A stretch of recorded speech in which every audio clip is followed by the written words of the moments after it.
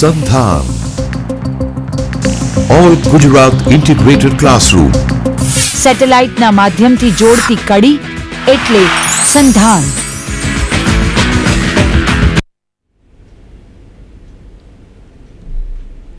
નમસ્તે વિદ્યાર્થી મિત્રો, આજે આપણે હિન્દુ કાયદાના સિદ્ધાંતો વિશે ચર્ચા કરવા માટે ભેગા થયા છીએ. હિન્દુ કાયદાના સિદ્ધાંતો બે વિભાગોમાં વહેંચાયેલા છે, કોડિફાઈડ અને અનકોડિફાઈડ. તો આજે આજના લેક્ચરમાં આપણે અનકોડિફાઈડ વિષય વિશે વિસ્તૃત ચર્ચા કરીશું. હિન્દુ કાયદો જે છે તે એમ કહેવાય છે કે ખ્રિસ્તી યુગની શરૂઆત પહેલાં હિન્દુ કાયદાનું અસ્તિત્વ હતું. વિધિશાસ્ત્રમાં પણ હિન્દુ કાયદાની જે શાખા છે એ સૌથી જૂની શાખા કહેવામાં આવે છે. હિન્દુ કાયદો મોટે ભાગે ધર્મશાસ્ત્રો પર આધારિત છે. આપણે ધર્મ વિદ્યાર્થી મિત્રો આપણે જે અર્થમાં સમજીએ છીએ એ અર્થમાં નહીં, પરંતુ ધર્મ એટલે ધાર્મિક, નૈતિક, સામાજિક અને કાનૂની જવાબદારીઓનો જે સમૂહ છે. હિન્દુ કાયદામાં પહેલાં એવી માન્યતા પ્રવર્તી હતી કે હિન્દુ કાયદો એ દેવી ઉત્પત્તિ ગણાય છે. એ રાજ્ય સત્તાએ કાયદો ઘડેલો નથી. પરંતુ ધીમે ધીમે આ જે માન્યતા હતી એ સાચી પુરવાર ના થઈ. હિન્દુ કાયદાનો આ વિકાસ અને ઘડતરમાં સૌથી મોટો ફાળો હોય તો શ્રુતિઓ, સ્મૃતિઓ, અદાલતી નિર્ણયો, રૂઢિઓ, ન્યાય, સમન્યાય, અંતરાત્માનો આદેશ, વિધિ વિધાનનો ઘણો ફાળો રહ્યો છે. હિન્દુ કાયદો વિદ્યાર્થી મિત્રો એ અંગત કાયદો છે, પ્રાદેશિક કાયદો નથી. અંગત કાયદો એ એવો કાયદો જે હિન્દુ વ્યાખ્યાનીમાં જે આવે છે એવી વ્યક્તિઓને હિન્દુ કાયદો લાગુ પડે છે.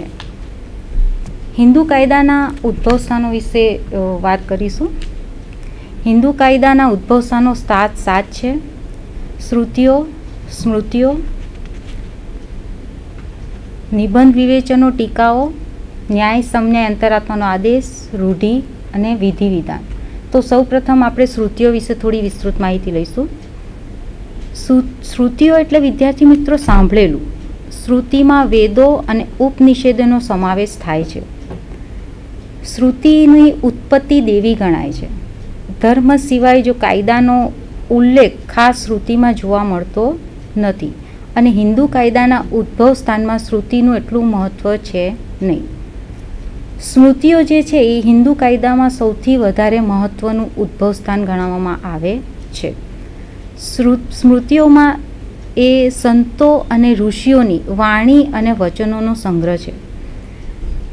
શ્રુતિઓની ઉત્પત્તિ એ માનવીય ઉત્પત્તિ ગણવામાં આવે છે.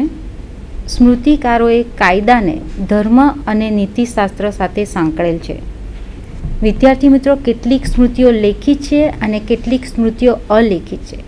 જે સ્મૃતિઓ અલેખિત છે તે છે ગૌતમ, બુદ્ધાયન, વિષ્ણુ, વશિષ્ઠ વગેરે જે સ્મૃતિઓ છે જે અલેખિત છે. પણ જે લેખિત સ્મૃતિઓ છે એ છે મનુસ્મૃતિ, યાજ્ઞવલ્ક્ય સ્મૃતિ અને નારદ સ્મૃતિ.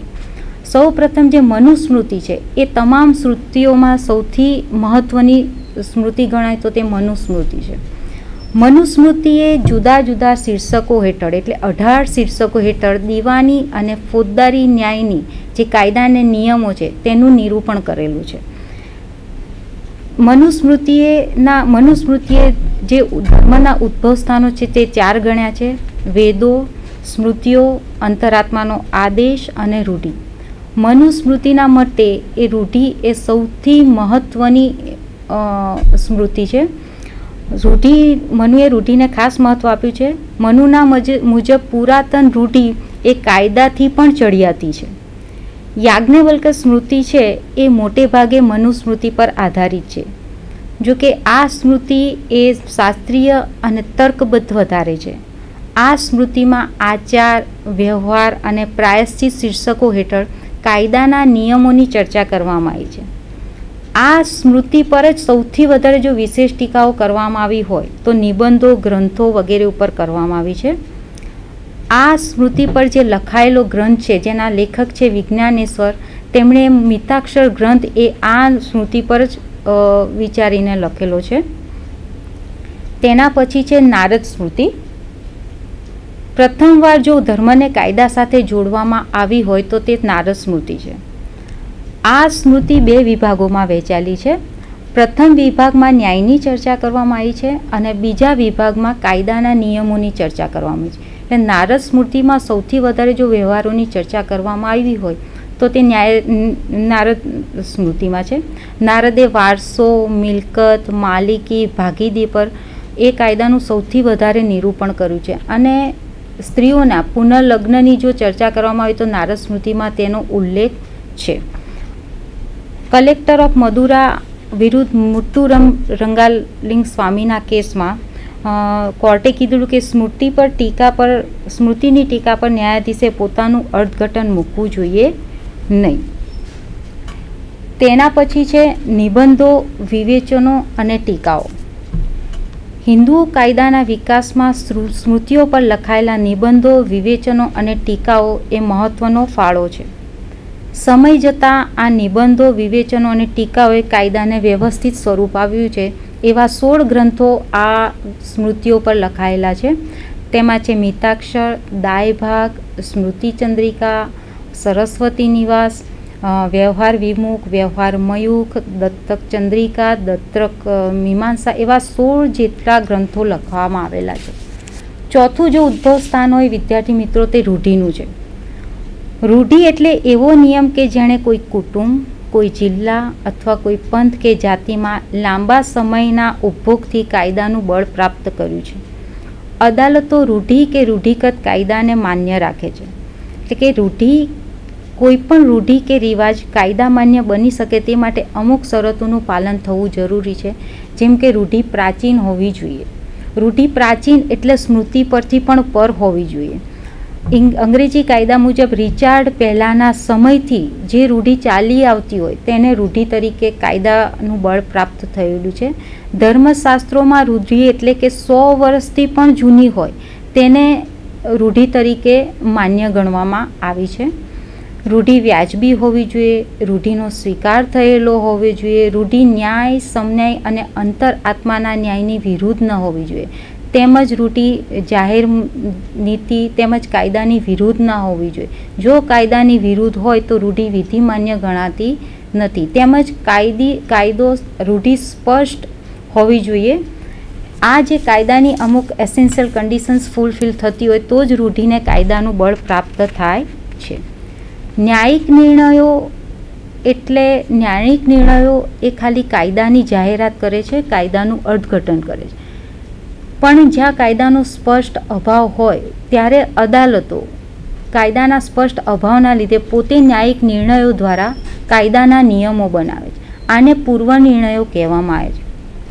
પૂર્વ નિર્ણય પણ ઉદ્ભવ સ્થાન તરીકે મહત્વનું બળ છે.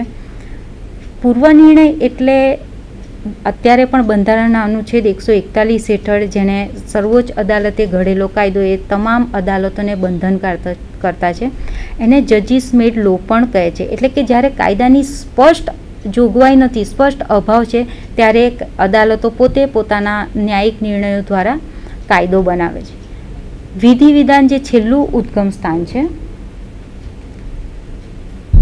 રૂઢિમાં સંસદે કાયદો પસાર કરીને હિન્દુ કાયદામાં ઘણા સુધારા વધારા કર્યા છે. હિન્દુ કાયદાને અદ્યતન બનાવવામાં વિધિ વિધાનનો ઘણો ફાળો રહ્યો છે. વિધિ વિધાન એટલે જે સંસદે પસાર કરેલો કાયદો છે જે હિન્દુ કાયદામાં કોડિફાઈડ કાયદા તરીકે ઓળખવામાં આવે છે. એવા ઘણા બધા કાયદા છે હિન્દુ કાયદાને લગતા, જેમ હિન્દુ લગ્ન ધારો 1955, હિન્દુ વિશિષ્ટ ધારો 1954, હિન્દુ વારસા ધારો 1956, હિન્દુ દત્તક વિધાન અને ભરણપોષણ ધારો, હિન્દુ સગીર અને વાલીપણા ધારો, વિધવા પુનર્ધારો વગેરે ઘણા બધા કાયદા હિન્દુ કાયદાને લગતા બનાવ્યા છે. હવે મિત્રો આપણે હિન્દુ કાયદાની શાખાઓ વિશે વાત કરીશું. હિન્દુ કાયદાની શાખા મૂળ 2 શાખાઓ છે, મિતાક્ષર અને દાયભાગ. મિતાક્ષર શાખા વિશે આપણે થોડી વાત કરીશું. મિતાક્ષર શાખા એ આપણે જોયું તે યાજ્ઞવલ્ક્ય સ્મૃતિ પર લખાયેલો ગ્રંથ છે જેના લેખક છે વિજ્ઞાનેશ્વર. મિતાક્ષર શાખાની જે પેટા શાખાઓ છે એ 4 શાખાઓ છે: બનારસ શાખા, મિથિલા શાખા, મદ્રાસ અથવા દ્રવિડ શાખા, મુંબઈ અથવા મહારાષ્ટ્ર શાખા. પાછી મુંબઈ અથવા મહારાષ્ટ્ર શાખાની 2 શાખાઓ છે, મિતાક્ષર શાખા અને મયુખ શાખા. મિતાક્ષર શાખા જે છે એ આસામ અને બંગાળ સિવાય તમામ પ્રદેશોમાં લાગુ પડે છે. અને મિતાક્ષર શાખા ઉત્તર જીવિત્વના સિદ્ધાંત ઉપર આધારિત છે, એટલે કે આ શાખામાં જે સભ્યો છે એને જન્મ સાથે જ હિત પ્રાપ્ત થાય છે. દાયભાગ શાખામાં સ્મૃતિઓ પર મુખ્ય સાર જે આપવામાં આવ્યો છે એ આ ગ્રંથ પર આપવામાં આવ્યો છે. આ ગ્રંથના લેખક છે જીમુત વાહન. આ દાયાભાગ શાખા છે એ ખાલી આસામ અને બંગાળ પ્રદેશમાં જ લાગુ પડે છે. દાયભાગ શાખા જે છે એ વારસાના નિયમો ઉપર આધારિત છે અને દાયભાગમાં દરેક વ્યક્તિનો હિસ્સો નિશ્ચિત હોય છે. તો વિદ્યાર્થી મિત્રો, ભારતીય સંસદે જે લગ્ન, દત્તક વિધાન, ભરણ પોષણ, વાલીપણું વગેરે બાબતમાં કોડિફિકેશન જે કર્યું છે ત્યાં મિતાક્ષર અને દાયભાગ શાખા લાગુ પડતી નથી, પરંતુ જ્યાં કોડિફિકેશન થયેલું નથી તેવા બાબતોમાં આપણા ત્યાં મિતાક્ષર અને દાયભાગ લાગુ પાડતી હતી. હવે મિત્રો આપણે અવિભક્ત કુટુંબ અને હિન્દુ અવિભક્ત કુટુંબ અને સમાનસિત કુટુંબ વિશે વાત કરીશું. હિન્દુ કાયદો હિન્દુ કુટુંબના બે જે છે એ ભાગો છે.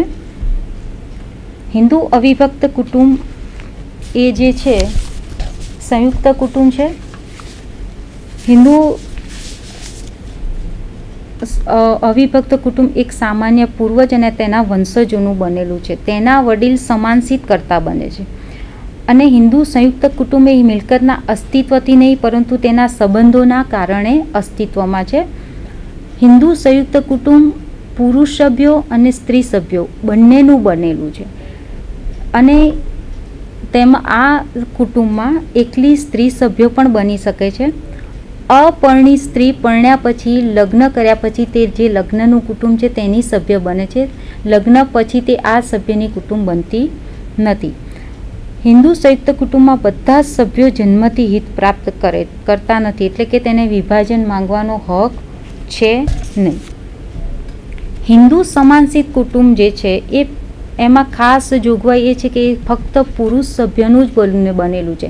હિન્દુ સમાનસિત કુટુંબમાં સ્ત્રી સભ્યનો સમાવેશ થતો નથી. અને હિન્દુ સમાનસિત કુટુંબ છે એ હિન્દુ અવિભક્ત કુટુંબનું જ એક નાનું જૂથ છે. હિન્દુ સમાનસિત કુટુંબમાં એ દાયભાગ શાખા પ્રથા છે નહીં. આપણે વિદ્યાર્થી મિત્રો હિન્દુ સમાનસિત કુટુંબને એક ઉદાહરણ તરીકે જોઈશું. તો હિન્દુ સમાનસિત કુટુંબમાં અમુક નિયમો છે, જેમ કે જે સામાન્ય પૂર્વજથી લઈને 3 ડિગ્રી સુધી જ સમાનસિત કુટુંબ કહેવાય છે. એટલે સામાન્ય પૂર્વજને લઈને જો ગણવામાં આવે તો 4 ડિગ્રીનો સમાવેશ થશે. માની લો અ વ્યક્તિ છે એનો પુત્ર બ છે, એનો પુત્ર ક છે, એનો પુત્ર ડ છે, એનો પુત્ર ઈ છે. હવે અ જે વ્યક્તિ છે એ સામાન્ય પૂર્વજ છે, એનાથી લઈને 3 ડિગ્રી. તો 3 ડિગ્રી એટલે 4 ડિગ્રીનું એ સમાનસિત કુટુંબ થાય છે. એમાં માની લો કે સામાન્ય પૂર્વજ જીવિત હોય એટલે 4 ડિગ્રી હોય તો 5મી ડિગ્રી એમાં ઇન્વોલ્વ થતી નથી. હવે જો માની લો કે અ મૃત્યુ પામે તો જ એ જે છે છેલ્લી પર્સન ડ તે સમાનસિત કુટુંબમાં સામેલ થાય છે. એનો ખાસ નિયમ એવો છે કે સામાન્ય જે એનો ક્રમ છે તે પણ હોવો જોઈએ. માની લો અજીવિત છે અને બ, ક અને ડ ત્રણે મૃત્યુ પામે છે, તેમ છતાં પણ 5મી ડિગ્રી એટલે છેલ્લી ડિગ્રી એમાં ઇન્વોલ્વ નથી થતી. કેમ કે સામાન્ય પૂર્વજ તેમાં જીવિત છે. એટલે એના નિયમો પ્રમાણે સમાનસિત કુટુંબમાં આધારિત છે. નિયમ આપણે હમણાં વાત કરીએ એમ સામાન્ય પૂર્વજથી લઈને 3 ડિગ્રી તેમાં હોવી જોઈએ. હિન્દુ કાયદા હેઠળ મિલકતનું વર્ગીકરણ વિશે આપણે થોડી વાત કરીશું. 3 રીતે વર્ગીકરણ થાય છે: વડીલોપાર્જિત મિલકત, સંયુક્ત અથવા સમાનસિત મિલકત અને સ્વતંત્ર અથવા સ્વપાર્જિત મિલકત. વડીલોપાર્જિત મિલકતમાં પિતૃપક્ષના વડીલો તરફથી જે મળેલી મિલકત છે તે બધી વડીલોપાર્જિત મિલકત કહેવાય છે. એટલે કે પિતા, પિતામહ અને પ્રપિતામહ તરફથી મિલકત પુત્ર, પૌત્ર અને પૌપૌત્રને મળતી હોય તે બધી મિલકતો વડીલોપાર્જિત મિલકત કહેવાય છે. આવી મિલકતને અપ્રતિબંધાય વારસો પણ કહેવામાં આવે છે. મિલકતમાં વિભાજન વખતે મળેલી મિલકત પણ વડીલોપાર્જિત મિલકત છે. એટલે કે સંયુક્ત અને સમાનસિત મિલકતનું જ્યારે વિભાજન થાય છે ત્યારે જે મિલકત મળે છે તેને પણ વડીલોપાર્જિત મિલકત કહેવામાં આવે છે. મિલકતમાં થયેલ વૃદ્ધિ એટલે કે જે વિભાજન વખતે સંયુક્ત અને સમાનસિત મિલકત હોય છે, એ મિલકતનું જો બીજે ઇન્વેસ્ટમેન્ટ કરીને મિલકતમાં વૃદ્ધિ થતી હોય તેને પણ વડીલોપાર્જિત મિલકત કહેવામાં આવે છે. સંયુક્ત અથવા સમાનસિત મિલકતોમાં પણ વડીલોપાર્જિતની મિલકતનો સમાવેશ થાય છે. તેમજ સંયુક્ત કુટુંબની મૂડીની મદદથી જો મિલકત પ્રાપ્ત કરવામાં આવે તો પણ એને સંયુક્ત અને સમાનસિત મિલકતમાં સમાવેશ થાય છે. કોઈ સભ્ય પોતાની અંગત મિલકતને સંયુક્ત મિલકતમાં સમાવી લે તો પણ એનો સંયુક્ત અને સમાનસિતમાં થાય છે. વિદ્યાર્થી મિત્રો, મિતાક્ષર શાખા મુજબ પણ બે પ્રકારો છે મિલકતના.